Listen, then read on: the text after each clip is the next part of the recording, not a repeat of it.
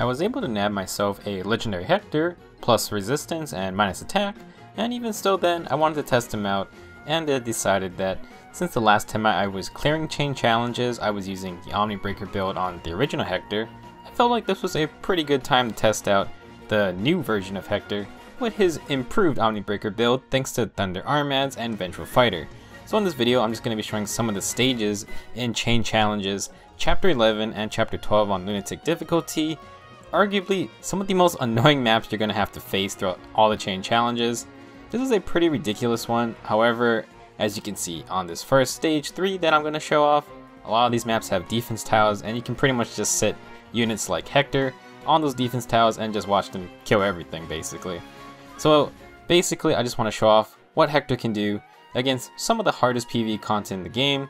I think he does a pretty good job. So throughout the rest of this video, you're just going to see Hector in action. And I'm going to be skipping through stages, especially the back half, which have a lot of really hard stages. I also set a goal for myself for this gameplay to try to get through all of Chapter 11 and Chapter 12, all 10 stages, with just one team, and it's a team on the left side, and I guess I'll just talk about them a little bit. So for my Legendary Hector, I just added Bonfire and Swap to his kit. Also gave him Distant Defense Sacred Seal this time because there's a lot of mages in this chain challenge. Second unit I'm using is my Summoner supported +2 Ephraim, Distant Counter. Third unit I'm using is a Legendary Ike. This is actually a plus resistance minus attack one I got. This is one I pulled before we got the neutral one, and honestly I don't mind using this one anyways because I think minus attack is actually okay for Ike since he's always proccing Radiant A3 anyways.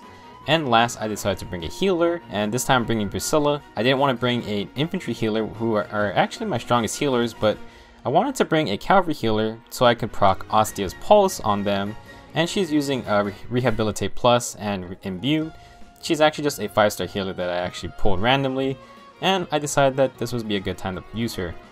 Speaking of Osteo's Pulse again, since Hector can run it, you have to run it on a mixed team for everyone to get the effects, and it allows units to run her higher cooldown specials. In this case, my Ephraim is running Bonfire. Usually he's running Moonbow, but with Osteo's Pulse, it always pushes Bonfire down to 2 cooldown, meaning with Quick Riposte, Ephraim can always proc Bonfire in one round of combat, which is very nice.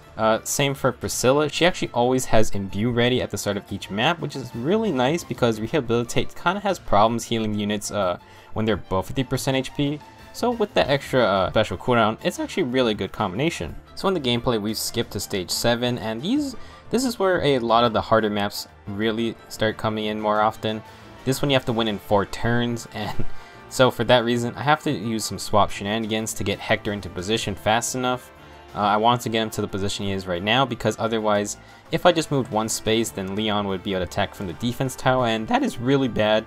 Leon is actually super annoying in these maps because he has Guard 3, which prevents units like Hector or Ike from spamming their specials. His Slaying Bow and Ignis combo actually has decent KO potential as well, thanks to their boosted stats. Saber is kind of annoying if you use range units, and then Sonya on these maps also has Moonbow with her Dark Excalibur tome, which grants that extra +10 damage, so you actually do have to be careful. Like here my Hector obliterates her because he's running Distant Defense, I have Res Tactic 3, and he's on a defense tile, but if you're not on defense tile and you're not using a high res unit, then you might have to be careful about Sonya too. So moving on to stage 8, another stage you have to win in 4 turns. For that reason, I'm going to have to use swap again to move Hector onto the left side, just so I can start aggroing Clive. You know, you really do need to just get your moves in early on these maps because otherwise you're just going to run out of turns. 4 turns is not a lot, especially if your plan is to just tank the enemy all the time. You do need to actually take them out. I'm going to use Ephraim to take out this archer, or tank this archer, take him on the next turn. Hector is going to be able to not KO Clive because of his Escutcheon, I think, and then he gets swapped with Gray. Gray is actually probably one of the deadliest units in this chain challenge because he has a starting 55 attack and 38 base speed, and then because because of the inflated PvE stats, he also has Wind Boost 3, which is pretty much guaranteed to activate. That's another +6 speed, so a lot of units are not going to be able to prevent Gray from double attacking. In this case, you'll see that Hector can actually just stop him because of Thunder Armads, which is actually very useful. This will happen one more time where Hector can actually just tank a random hit, and it's for reasons like that I think Thunder Armads and the Wary Fighter effect is really strong in PvE modes like this, where sometimes you're just not expecting it. You know, maybe you don't want Hector to tank 2 hits from a red mage, which you'll see on the next map actually. So this desert map's actually not that bad. If you ever play Shadows of Valentia, I'm pretty sure the map it was based on is actually just god awful in my opinion. That was one of the most challenging maps. Speaking of challenging, I think stage 9 of this chain challenge is actually the hardest stage. I had so much trouble with the stage because those defense towers in the upper right corner, and then that red cavalier mage is very annoying as well. I'm gonna move Hector, and he's gonna be able to take out Sonya.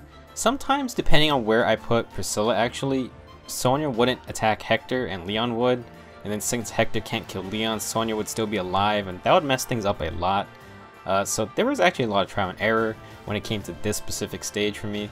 I'm gonna use swap on Ike just to move him in, try to push the red cavalier under past 3 range, but he actually isn't gonna get under 50% HP, and you're gonna see that this map is just all kinds of chaos. Saber goes to attack Ike, Ike is just stuck in that box.